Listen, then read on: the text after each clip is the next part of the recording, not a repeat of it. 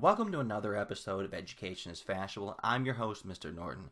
On this channel, we do things like advanced placement, European history, government, economics, and the occasional professional development video to help teachers out. Today's video, though, is going to focus on advanced placement European history, specifically the 1850s to 1900s. We usually refer to this as the Second Industrial Revolution for our particular topic. So, if you need some help, say, on your test in May as far as passing and trying to get a 5, a 4, and some of you might be happy about that 3, maybe you need help with a chapter test or unit test, stick around because we're going to be covering the Second Industrial Revolution. Flashing lights, flashing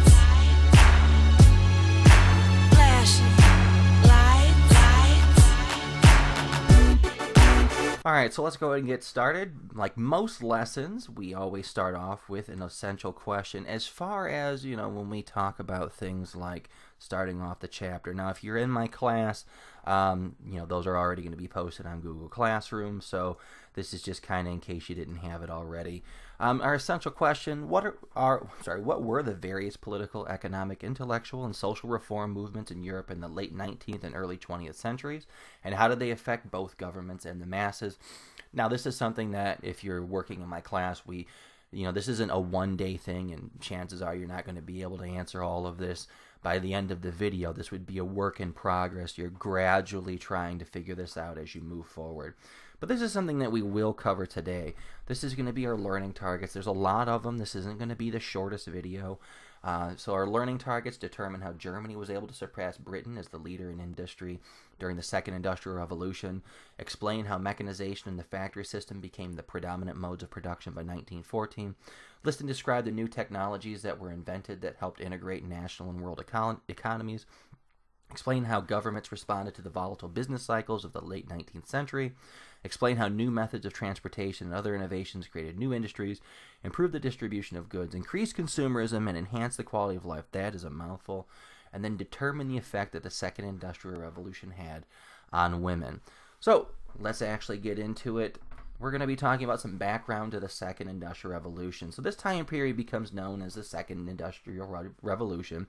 You got products like steel, chemicals, electricity, and petroleum leading the way to new developments in the industry.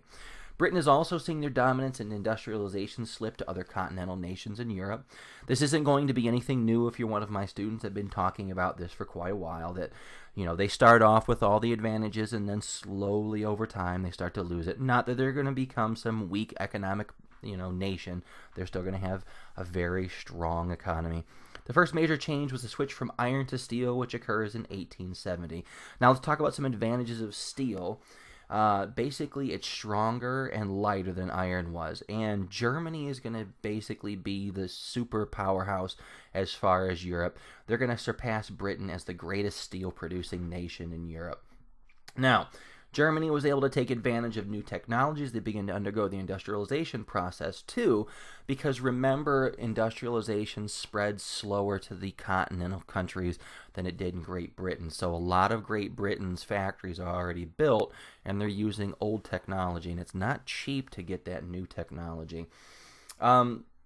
So British entrepreneurs also hurt their own cause because they're reluctant to invest in new plants, and they're also suspicious of new innovations in producing.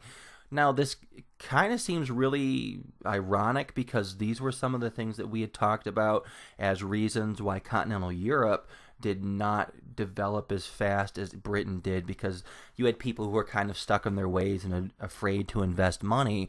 And now it's kind of come full circle where we have Britain basically taking on the same mentality that we had seen continental Europe had. I mean, it's not entirely as bad because you still have some aspects of aspects of manufacturing. It's just the old one. So anyway, so Germans encourage scientific education, unlike the British, which helps with creating innovations in production. So we have this movement to make sure that people are basically developing education to try and make some scientific progression. All right, so we got some new products that are being kicked around too. So Great Britain falls behind in the chemical industry as well. Things like alkalis are being produced to help with the industries of textiles, soap, and paper. And that's not anything that's surprising if you're in my class either, because I had alluded to this when we were talking about the first Industrial Revolution, that Germany would basically concentrate on things like metals and chemicals. Then that's what's going to have them pass Great Britain as far as making things in manufacturing. So Germany also surpasses Britain in terms of the development of new organic chemical compounds such as artificial dyes, and this is like they do so well that it's basically they've got 90% of the market, percent of the market in dyes. So basically they're cornering the market. It also assists in the production of film plates for photography, so that's something else that they can contribute to as well. Let's talk about electricity. There's a new form of energy, which is in electricity. And the nice thing is that you can use this energy to convert it into things like heat, light, and motion. And, the way that they transport it is, how we still do it today. It's transported over wires. You end up starting to see power stations that are built around 1881. And I'm sure technology has changed, but the method for which creating electricity is used isn't really different. You've got these coal-fired steam generating plants or through hydroelectricity. I know where I live, I've got a coal-burning power plant not too far from me. I never want to drive by it because it smells so bad. Thankfully, I live far enough away from it. But electricity helps create new inventions, too. You've got Thomas Edison with the light bulb. Alexander Graham Bell makes the telephone. You've got, oh goodness, what's this guy's name? Guglielmo Marconi, whatever. Just know that radio waves are being invented at this time. So eventually electricity is going to be used for transportation. We've got electric railways in Berlin in 1879. We've got streetcars and subways are going to follow after that. Electricity is also going to help with improvements in the factory system, so you're able to basically take advantage of electricity with machinery and move heavy objects, things that couldn't be done before. So you've got conveyor belts helping move products, you've got cranes helping lifting heavy loads, and machine tools and other machines can now be powered by electricity, which make them stronger. So again, all these inventions helping move this new second industrial revolution.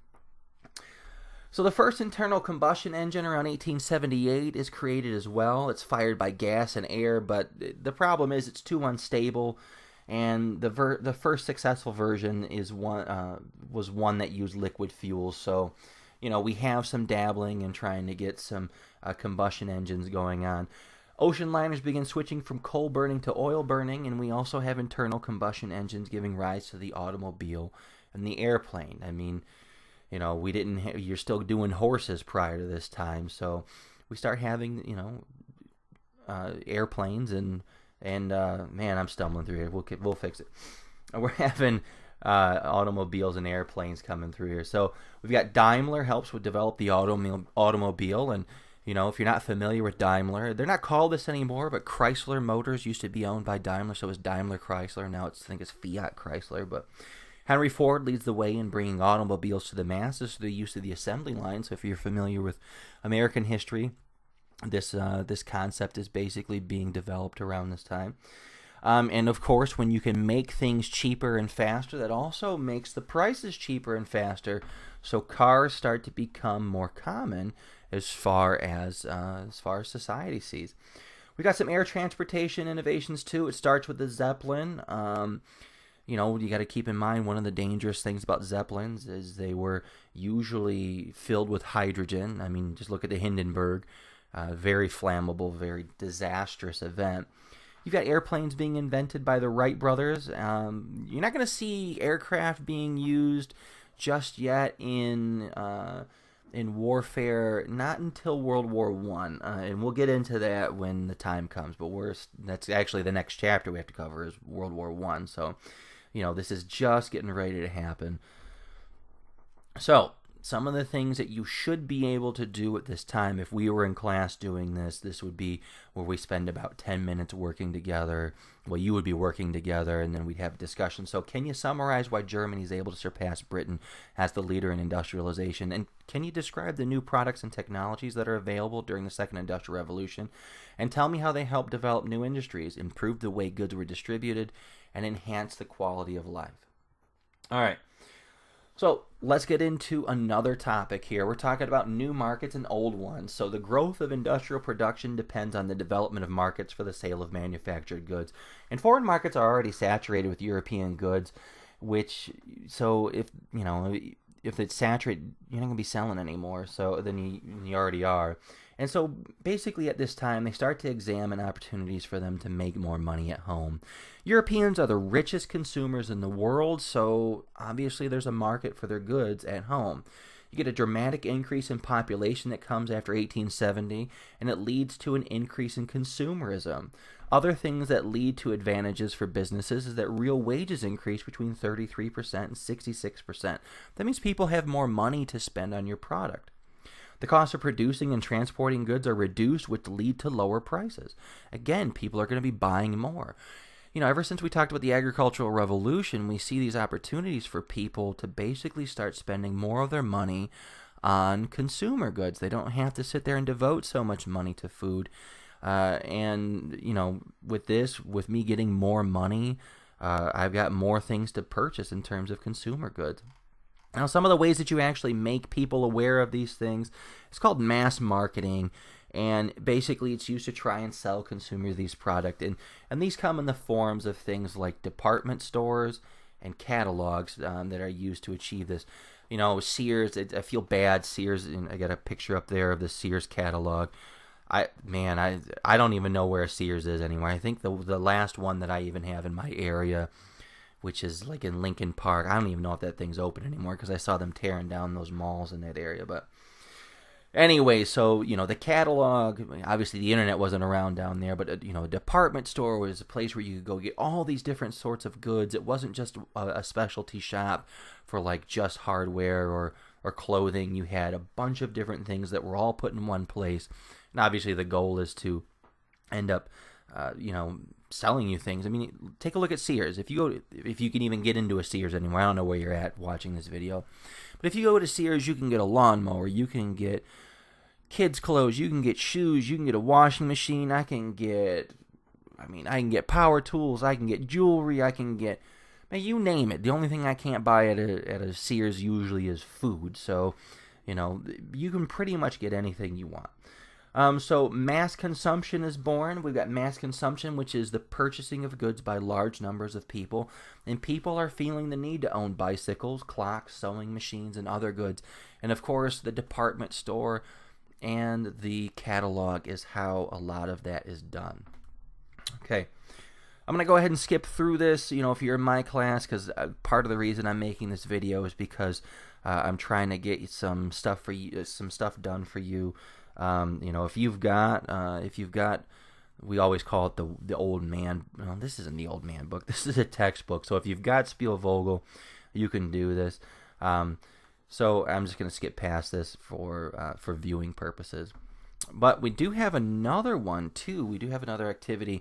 It's explain what caused European companies to refocus on domestic markets and describe how mass marketing and mass consumerism are connected. So, I basically just popped all that out in like the last two slides. So you should be okay. If you can't remember any of it, go back, take some notes so that you can draw upon it later too.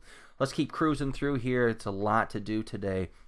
All right, so volatile business cycles, you got increased competition in foreign markets and a growing increase of domestic demand leading to a reaction against free trade. So what ends up happening is it looks just like, what do we say here? It looks a lot like mercantilism in terms of protective tariffs. So those are put back in place.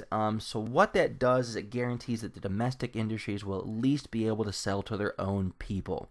But it also makes it difficult to sell to other nations because they're doing the same thing. And it also hurts consumers because prices of goods and services become more expensive. Because, if I'm selling it for $10, just anything, I say I got something you want for $10, and the problem is that, I'm in the United States, so let's say that you're in Germany, and you could buy it from me for $10. But the problem is that your government has placed a tax on it that basically jacks the price up to, let's just say something theoretical, like $15. And so you're like, man, $15. So then what you look at is that, like, maybe you're in Germany and a German company sells the same product, but it's at $13. Now, obviously, you're going to have to pay more with the $13 than if there wasn't a protective tariff. So that's just an example of how it hurts their own people too. So even though the period after 1871 is seen as an age of material prosperity, recessions are still a major part of this era from 1873 to 1895. If you don't know what's basically a recession, is that 6 months or longer of a decline in real gross domestic product. So if you took economics with me, you know what that is. If not, basically that's just talking about, how much a country produces. So what causes these periods of recessions? You've got falling agricultural prices, slumps in the business cycle, which creates reduced profits for companies. And then when you have less profit, it can lead to a reduction in production, and it's not worth the effort. So, if I can't make as much money off of something that I used to, we talked about this in my economics courses too. It becomes not worth your time, and you might actually just give up as a producer, or you might switch to something else as far as what you produce. And you'll see examples of that when we talk about agriculture later in this particular video. We've also got Europe forming into two economic zones. Your advanced countries are going to be Great Britain, Belgium, France, Netherlands, Germany, western parts of the Austro-Hungarian Empire, and northern Italy. Basically, so you're talking about, I would say your northwestern portions of Europe, but not all those countries. But your backwards ones are going to include southern Italy, most of Austria-Hungary, Spain, Portugal, the Balkan kingdoms, and Russia. I don't think Russia's really a surprise. It seems like in my class, anytime we talk about Russia, they're always trying to play catch up. They're always like 50 to 100 years behind the times, but we got advanced nations enjoying higher standards of living, and they're industrialized. Your backwards nations tend to be poor and relied on only providing raw materials for the industrialized nations.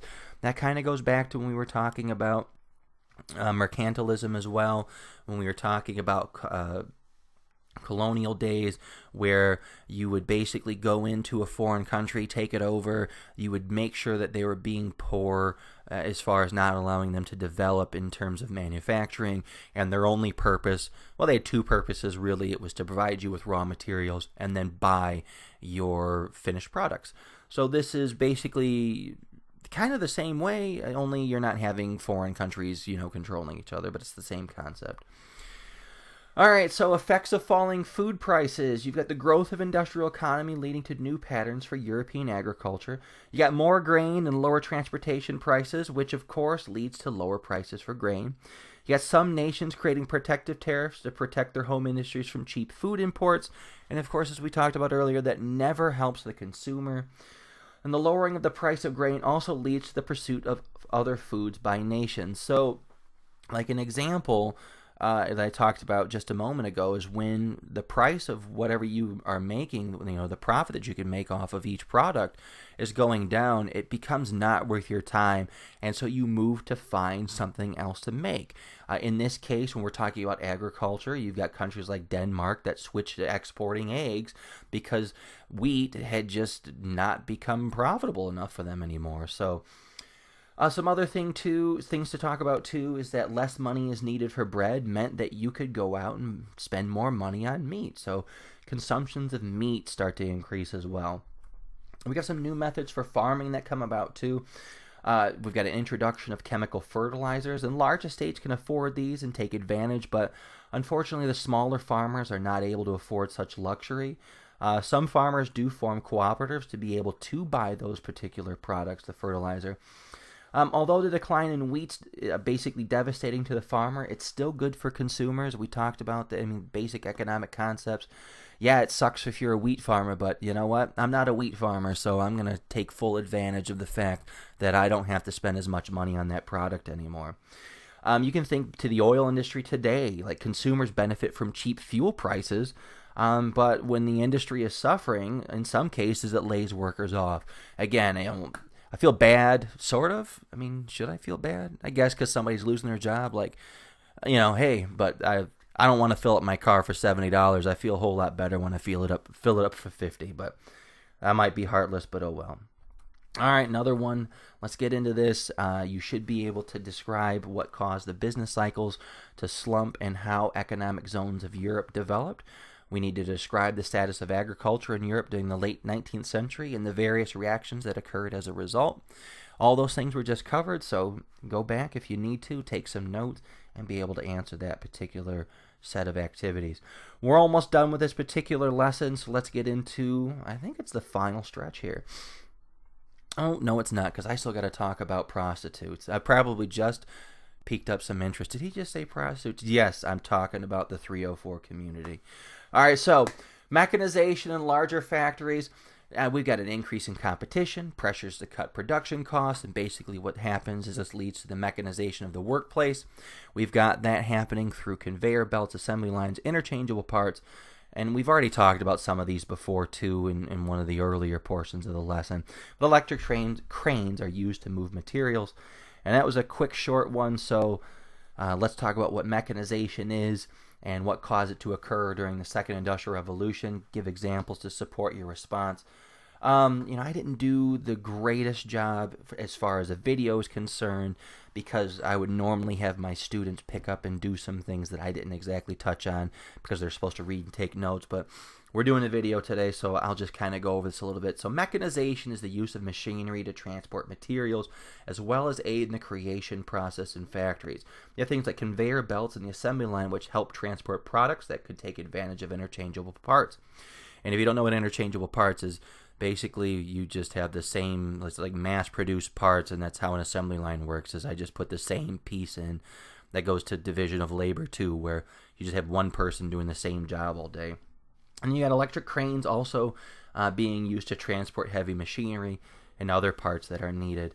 And this, I hope this is the last one. I got to do a better job of previewing this before I end up making this. But let's talk about the impact on women and some white-collar jobs. So white-collar jobs, you get new job opportunities becoming available for women somewhere around 1870. You've got an increase in demand for white-collar workers being relatively low. Let me try this again. You had an increased demand for white-collar workers who have relatively low wages. They're also coupled with a shortage of male workers, which lead employers to hire women. So basically, you've got these new jobs that are available. They don't pay that much. They can't get men to do them. So why not, if you're an employer, go ahead, roll the dice, get some women in there. So these are the type of jobs that you basically fill that are white-collar if you're a woman. You can be a clerk. You can be a typist. You can be a secretary. You might be a file clerk. You might be a sales clerk.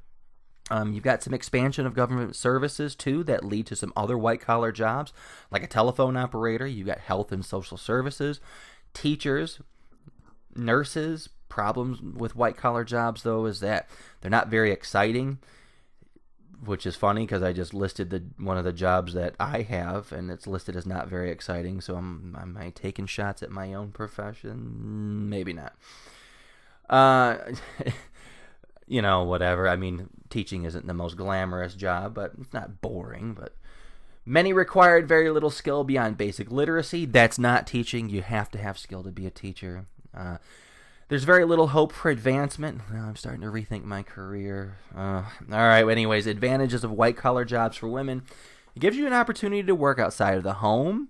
And because women don't have an education that's equal to men, they're kind of limited in how far you could advance. And oftentimes, white-collar jobs are filled by women from lower classes who are eager to escape the environment of the dirty, lower-class world like manufacturing. I mean, we've talked about it when we talked about the first industrial revolution. You really want to work in those factories under those grueling conditions? I'd no doubt be taking any chance possible to get out of those factories and do some white collar work if I were a woman back then. So basically, there's an increase in white collar jobs, but it doesn't lead to an increase in the number of females working. It's just basically a shift from women working in manufacturing to the white collar industries. So don't think that, all these new jobs mean that there's a big influx of women into the workforce. It just doesn't happen. It's just a transition from going from the dirty manufacturing jobs over to the white collar jobs. Now, what happens if you can't find a manufacturing job and you can't find a job in the white collar industry? Looks like there's only one choice left, and that's prostitution. So even though there are new job opportunities for women, some still have to basically resort to being a lady of the evening in order to survive. And most prostitutes are only active for a short time, basically your late teens through your early 20s. Most eventually join the regular workforce or escape through marriage. It's kind of like, I can't make bills. I can't pay my rent this week. I can't find a job. I'm going to go work the streets. I mean, it's either that or live on the streets, so you got to do what you got to do, I guess. Prostitution is legal. It's a licensed and legal profession, and it was regulated by the government, so it's not like they were out there breaking the law. Whether you find it immoral or not, hey, that's up to you. All right, so let's do this. We're going to talk about, it's the last activity. Determine the effect that the Second Industrial Revolution had on women. And that's going to wrap it up for this particular lesson. At least this is kind of like part one. I got one more video to make for this little President's Day midwinter break, layoff that we got at school. So I hope this helped you. I make videos usually a couple times a month, depending on the subject. Hit like, it'd be fantastic. If you want to be alerted of any other videos that get posted in the future, make sure you hit subscribe as well as the notification icon. That's going to wrap it up for me. Till next time. Later on.